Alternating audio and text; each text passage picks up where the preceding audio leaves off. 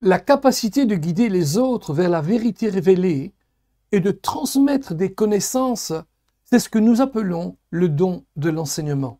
La transmission des connaissances acquises est au cœur du don motivationnel de l'enseignement. Le but de ce don est de trouver et de vérifier la vérité qui a été énoncée, puis de diffuser cette information autour de soi. On se revoit juste après ceci.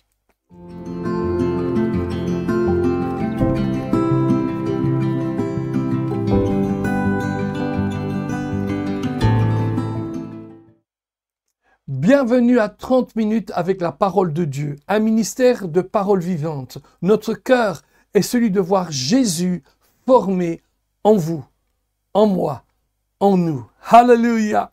Aujourd'hui, donc, nous allons voir un petit peu plus loin sur le don de l'enseignement et nous sommes arrivés maintenant à la deuxième session du don d'enseignement. Nous avons plusieurs passages qu'on peut lire ensemble, mais j'aimerais bien lire avec vous directement dans 1 Pierre au chapitre dans Romains au chapitre 12, les versets 7, exactement. Que celui qui est appelé au ministère s'attache à son ministère. Que celui qui enseigne s'attache à son enseignement. Lorsqu'on voit ce passage, on voit directement qu'il y a deux termes qui sont utilisés pour le mot enseigner ou instruction ou enseignement. Il y a le terme didasco qui signifie simplement enseigner ou donner des instructions. Et ensuite le terme didaskalia qui est le terme grec utilisé ici pour décrire un enseignant. Le terme didactique en français provient de ces termes grecs. Dans les Écritures, enseigner signifie transmettre la vérité sur la parole de Dieu. Le Dieu de la parole et la foi des saints dans le but d'influencer la compréhension et de stimuler l'obéissance à la vérité enseignée, ainsi que la transformation et la ressemblance à Christ qui en résulte dynamisée par l'Esprit Saint. Regardez un petit peu l'image que j'ai pour vous. C'est une image qui vient de l'intelligence artificielle. Je l'ai faite moi-même, hein? C'est pas compliqué. Je l'ai trouvé sympathique. Où on voit quelqu'un ici qui enseigne la parole à d'autres personnes. Et c'est un petit peu ça, hein? Celui qui a ce don de l'enseignement, il aime enseigner. En fait, l'essence d'un disciple est en fait qu'il, elle, est constamment dans un processus d'apprentissage. L'enseignant enseigne et le disciple entend et traite ce qu'il entend afin que cette vérité affecte son être le plus profond. En fin de compte, le but de didasco est de façonner la volonté de celui qui est enseigné. Waouh, hallelujah. Enseigner se distingue de prêcher.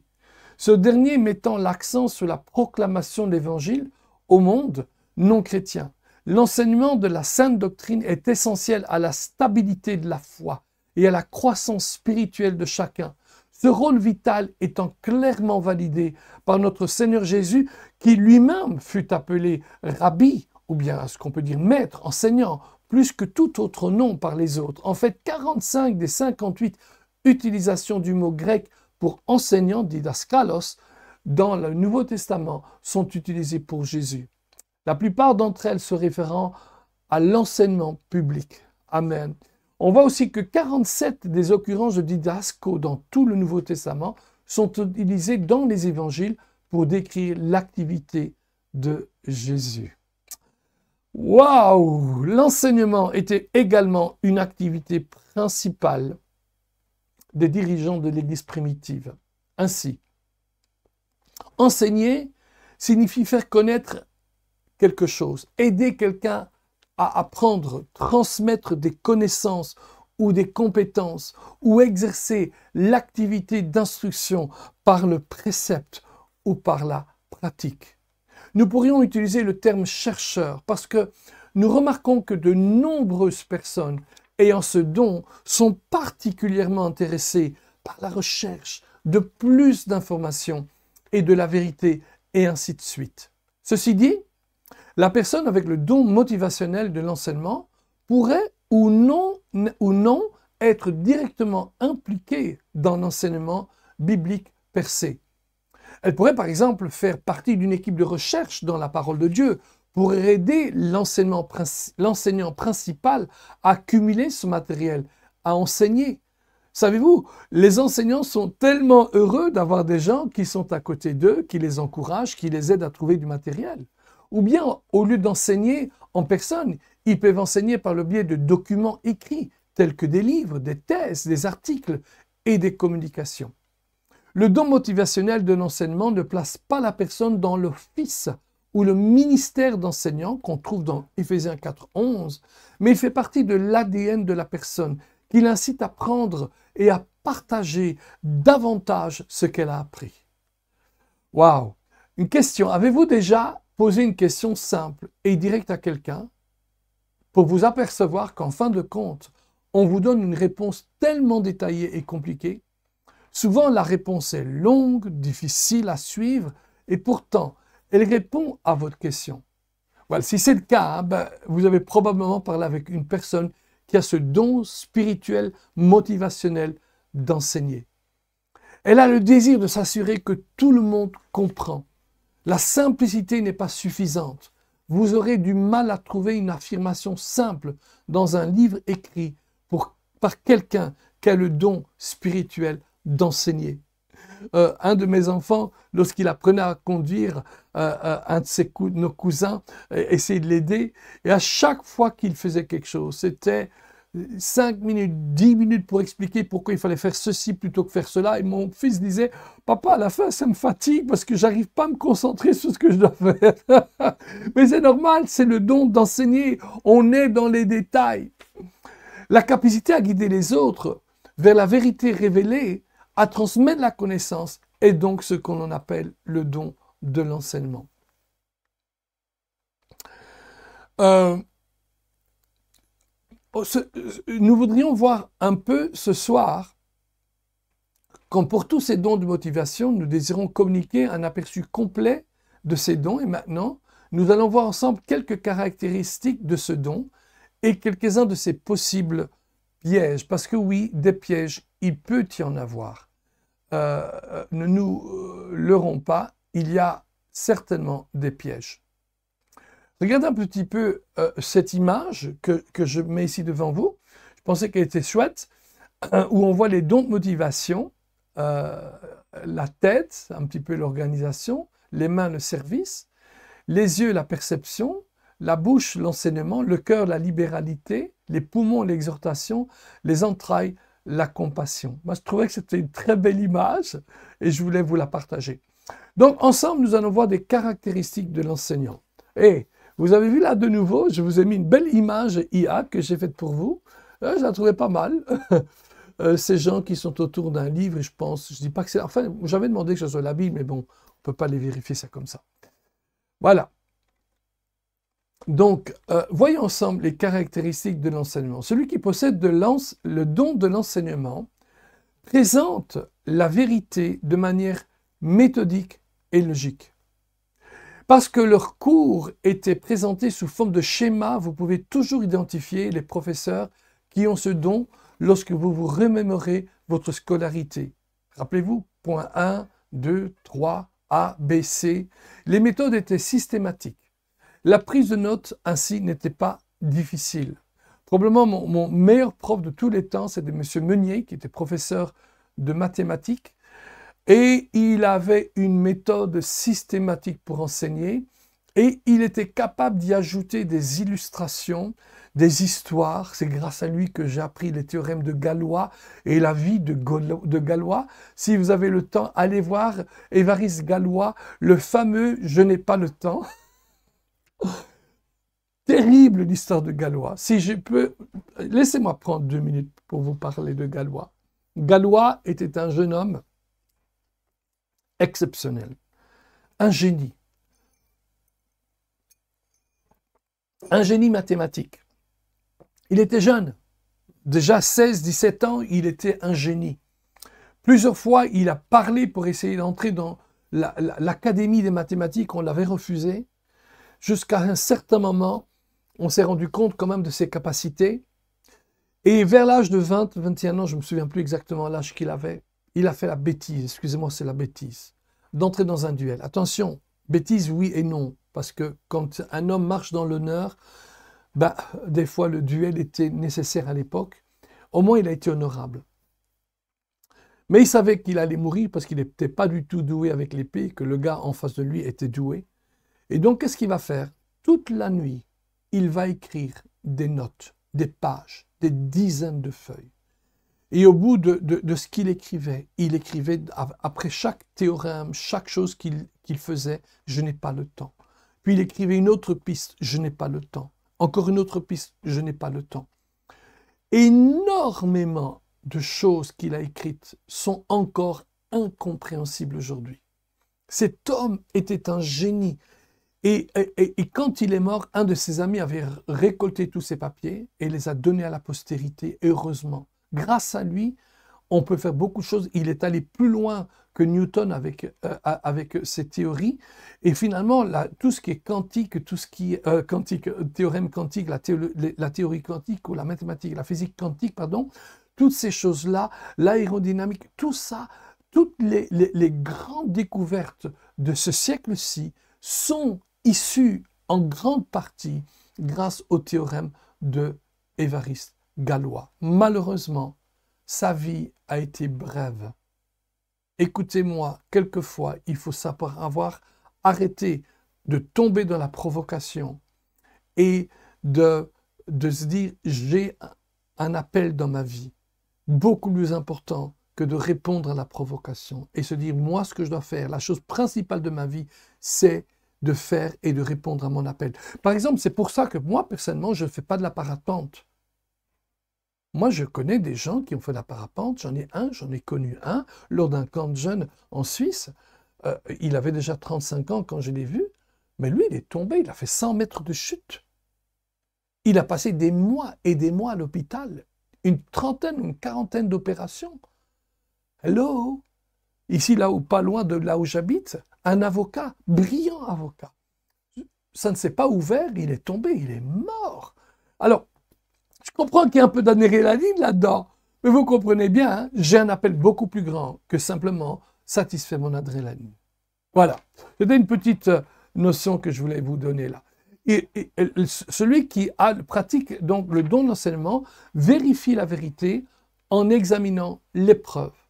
Les instructeurs veulent être certains de ce qu'ils croient. Ils veulent certains que ce qu'ils croient, embrassent et enseignent soit étayé par des faits. On peut peut-être voir cela avec les doutes de Thomas, motivé peut-être par son talent d'enseignant.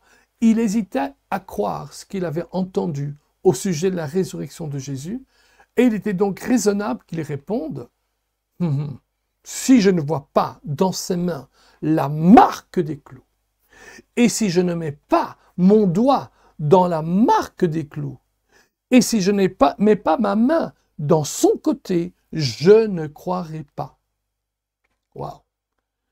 C'était Jean 20, 25. Mais au verset 28, quand il voit Jésus, il n'a plus besoin de faire tout ça.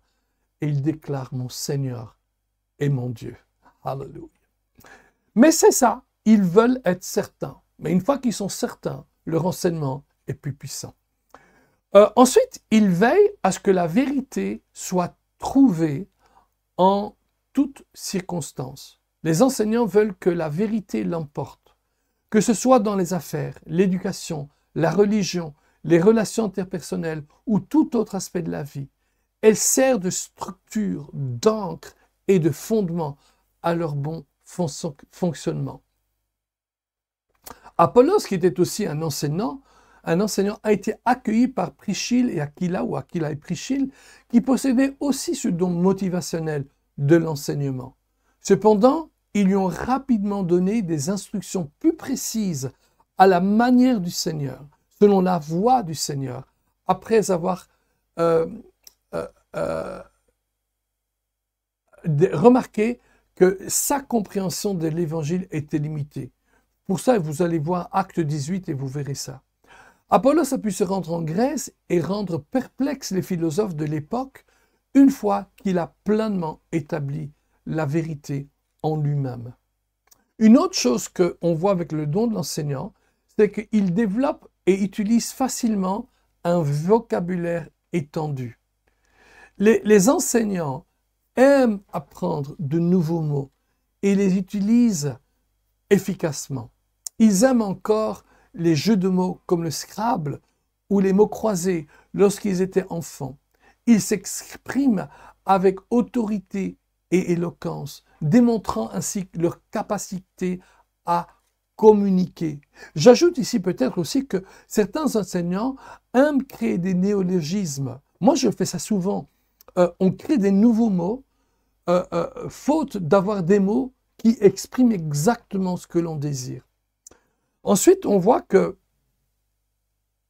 celui qui a le don d'enseigner souligne la véracité des déclarations et des faits. En fait, ils sont là et ils s'intéressent davantage aux faits qu'aux opinions. Les faits sont le fondement de leur vie. Et pour cette raison, ils sont doués pour le travail éditorial. Ils font preuve d'une neutralité et d'une maîtrise de la langue remarquable. Ils sont d'excellents rédacteurs et quand il y a un fait réel, ils doivent le souligner et dire « Attention, ceci c'est la vérité ». Ils examinent les sources de connaissances des autres enseignants. Souvent, à la fin de mes propres séminaires bibliques, des gens s'adressent à moi et me demandent « Où avez-vous trouvé toutes ces informations? On n'en a jamais entendu cela. » Alors, en général, je n'enseigne pas ce que les autres n'ont pas entendu. Croyez-moi, je n'enseigne pas quelque chose que je n'ai jamais entendu prêché par d'autres personnages. Mais peut-être que je fais plus d'accent que d'autres. Mais qui, quoi, où, quand, pourquoi sont les questions que les enseignants sont le plus susceptibles de poser. Ils perçoivent aussi l'étude de la Bible comme essentielle au fonctionnement de tous les dons. L'étude de la Bible est la chose la plus importante à laquelle ceux qui possèdent le don motivationnel de l'enseignement peuvent penser. Ils pensent qu'elle est la pierre angulaire autour de laquelle tous les dons fonctionnent. Le raisonnement est le suivant. Sans une solide connaissance de la Bible, comment le percepteur peut-il percevoir correctement? Si le serviteur ne connaît pas les justifications bibliques du service, comment peut-il fournir un service efficace?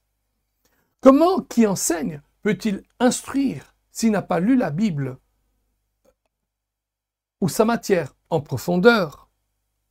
Si celui qui exhorte ne connaît pas le fondement biblique de l'exhortation et de son message, comment peut-il exhorter avec succès?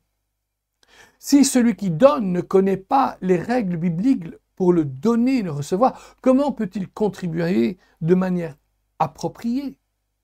Si l'administrateur ne comprend pas la volonté de Dieu, telle qu'elle est révélée dans la parole, comment peut-il être un dirigeant efficace?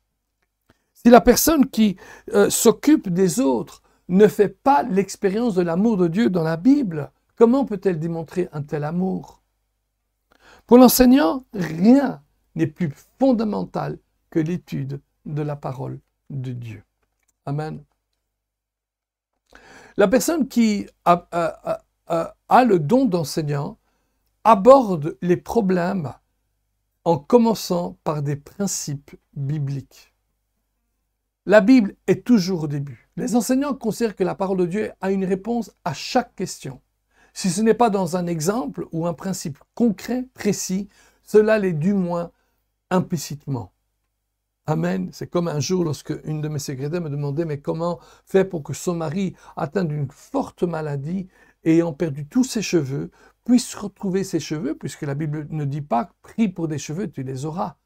Et je lui ai dit, écoute, tu comprends bien, on a parlé ensemble, je lui ai enseigné tellement de fois dans la vie, et je lui ai dit, mais rappelle-toi, la Bible dit que Dieu compte le nombre de cheveux que tu as. Et si ton mari n'a pas de cheveux, comment Dieu va-t-il faire pour les compter? C'est rentré dans son cœur, elle est allée vers le Seigneur, elle a dit, Seigneur, mon mari n'a pas de cheveux, comment vas-tu faire pour les compter? Alors pour que tu comptes les cheveux de mon mari, je veux que tu lui en remettes. Et au bout de 3 mois, il avait des cheveux encore plus beaux qu'auparavant. Amen. Celui qui a la caractéristique d'enseignant est doté d'une grande intelligence cognitive. C'est une tête. Amen. Ici, j'ai une petite image d'Apollos qui enseigne, bah alors vous comprenez bien que la Bible en main est un anachronisme parce qu'à l'époque, il n'y avait pas des codex, il n'y avait pas des livres, c'était des parchemins. Mais c'est pas grave, vous allez me pardonner. Hein. Ou pardonner l'intelligence artificielle parce qu'il n'est pas arrivé à le faire. Vous ne voudriez pas inviter ces personnes à jouer aux triviales poursuites. Ah, mamma mia. Elles l'emporteront sans aucun doute, ou aux échecs. La vérité est que Dieu a donné à ces personnes l'esprit du corps de Christ, un QI élevé, un quotient intellectuel élevé, qui leur est nécessaire pour réussir dans leur domaine. Ils sont souvent très intelligents, ils étaient motivés, aimaient étudier, ils travaillaient bien à l'école et obtenaient souvent de bonnes notes à la maison. Vous voyez, comme une éponge assoiffée, l'enseignant absorbe tout ce qu'il peut. C'est pourquoi il lit beaucoup et est attiré par les livres qui contiennent des informations et des faits exacts. Il a une excellente mémoire, notamment en ce qui concerne les dates historiques. Waouh! Il possède une bonne maîtrise de soi. Voyez-vous, l'autodiscipline est le résultat de combinaison du sens aigu, de l'objectivité et du sérieux, avec un amour de la vérité et un esprit vif. Les enseignants sont capables de prévoir des échéances et de les respecter, de fixer des objectifs et de s'y tenir, d'établir des paramètres et de travailler efficacement dans le cadre de ceux-ci. Waouh! Il possède, c'est juste, hop là, j'ai oublié là, voilà. Il possède des convictions et des idées fortes qui s'appuient sur la recherche des faits. Voyez-vous, les enseignants s'intéressent à un large éventail de sujets. Ils abandonnent volontairement leur travail actuel pour explorer un nouveau domaine d'études. Souvent, ils lisent plusieurs livres de savoir, de comment faire à la fois. Bientôt, il y aura une tonne de livres ouverts sur la table de la salle à manger qui aideront ces gens à se forger de nouvelles croyances et de nouveaux points de vue. Et en fait, ceux qui possèdent le don motivationnel de l'enseignement pensent que la vérité elle-même est capable d'apporter un changement. Waouh! Oui, les enseignants transmettent les faits sans toujours élaborer sur la manière dont leurs élèves pourraient les appliquer à leur propre vie. Les enseignants estiment que le Saint-Esprit est responsable de l'application de la vérité. Voilà, c'est peut-être un point positif ou un point négatif parce que je trouve qu'un enseignant devrait être en mesure de tout expliquer et faire appliquer la chose. Il ne suffit pas de dire au gars 2 plus 2 égale 4, il faut que tu le mettes sur la table, qu'il le mette avec son cahier et qu'il écrive 2 plus 2 égale 4 et qu'il fasse l'exercice. 3 plus 2 égale 5, 7 plus 1 égale 8, 8 plus 7 égale 15, etc., etc. Voyons ensemble quels sont les problèmes liés à ce don.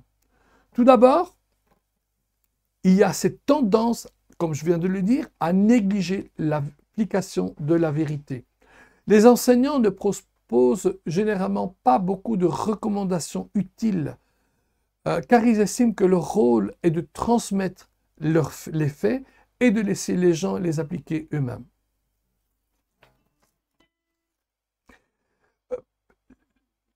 À cause de cela, les exhortateurs sont particulièrement irrités. Ils mettent l'accent, eux, sur la manière dont l'enseignement est réellement mis en pratique. Ceux qui ont des dons différents peuvent également se sentir frustrés. Nous avons donc entendu beaucoup de faits. Maintenant, qu'en faisons-nous? Pourrait demander l'auditeur. Vous avez une tête, répond le professeur. Vous y parvenez. Vous y arriverez. Cependant, tout le monde ne fonctionne pas avec le même niveau de raisonnement que celui de l'enseignant. Les étapes 1, 2 et 3 sont nécessaires pour beaucoup. Un enseignant doit développer la capacité de fournir à ses élèves au moins un certain degré d'application dans le monde réel. Une autre faiblesse avec l'enseignant, c'est qu'il a tendance à tarder à accepter les opinions des autres. En fait, il est plein d'opinions, c'est son opinion, il est convaincu que c'est une bonne opinion. Pourquoi? Parce qu'il a étudié, il a lu 20 livres, 30 livres sur cela. Et on a tous des opinions. Moi-même, j'ai mes opinions. D'ailleurs, beaucoup de serviteurs de Dieu me contactent et me demandent ceci, cela. Certains sont un petit peu déroutés en lisant certains commentaires, ils ne comprennent plus, alors ils me demandent ceci. Alors moi, quand je sais, je peux le dire, quand je ne sais pas, je ne peux pas le dire. Moi, je ne suis pas un spécialiste de tout. J'essaie d'être spécialiste de la parole de Dieu, mais je ne suis pas un archéologue, je ne suis pas un historien de l'Église, bien que j'enseigne l'histoire de l'Église. J'enseigne pas mal de matières, mais je ne suis pas un spécialiste. Pour ceux qui possèdent le don motivationnel de l'enseignement, la mentalité de « je sais tout » peut constituer un danger majeur. Ils en savent beaucoup, certainement. Cependant, personne n'est un vrai expert. En fait, celui qui tend aussi, qui possède le don d'enseignement, tend à devenir trop fier de son intelligence. Et c'est ce que la Bible dit, hein, la connaissance enfle. L'orgueil pourrait devenir un problème très gros, si pas le plus gros de leurs problèmes. Ils connaissent tous et ils ont même tendance à diminuer les autres. Voyez-vous ce que les proverbes suivants disent? Proverbe 11.2 dit « Quand vient l'orgueil, vient aussi l'ignominie, mais la sagesse est avec les humbles. » Proverbe 16.18 dit « L'arrogance précède la ruine et l'orgueil précède la chute. » Ensuite, il a tendance à être dogmatiste, mais aussi légaliste. Légaliste principalement par rapport à ce qui est écrit. Il est tellement soucieux d'être correct qu'il se lance rapidement dans des disputes. Cela pourrait signifier « moi seul j'ai raison et tout le monde d'autre a tort ». Un enseignant ainsi peut être victime de malhonnêteté si les freins et contrepoids sont insuffisants. C'est peut-être pour cela que certaines personnes rejoignent des sectes. La vérité de Dieu n'est pas exclusive. Beaucoup de personnes peuvent en témoigner. L'enseignant se laisse facilement distraire par de nouveaux intérêts. Ouais. Les enseignants s'intéressent à tellement de choses. Leur lecture prolifique les entraîne dans toutes sortes de domaines. Leurs recherches s'étendent à une infinité de sujets. La mise au point n'est pas toujours facile. Celui qui est doté du don motivationnel de l'enseignement peut se heurter face aux problèmes suivants. Par exemple, il peut se montrer peu enthousiaste et sec. Ils peuvent être enclins à se vanter de ses meilleures connaissances. Ils peuvent s'enliser dans des détails et prendre des choses difficiles pour certaines personnes. Gardez à l'esprit que nous examinons actuellement le don de motivation d'enseignant et pas le don ministériel d'enseignement. Nous l'avons dit dès le début. Même si Dieu ne nous a pas appelés à servir comme enseignants pour le corps de Christ, nous pouvons néanmoins être inspirés à enseigner. Ce don motivationnel influencera nos actions de toutes les manières. Amen. Une personne dotée du don motivationnel d'enseignant est passionnée par la découverte, la validation de l'écriture, particulièrement des informations ou de la doctrine de l'Église. Et souvent, ces personnes-là sont dotées d'une grande capacité de recherche. Par exemple, on peut voir cela dans Luc, je vais le prendre, parce que je pense avoir oublié de le prendre. Luc 1, les versets 3 et 4.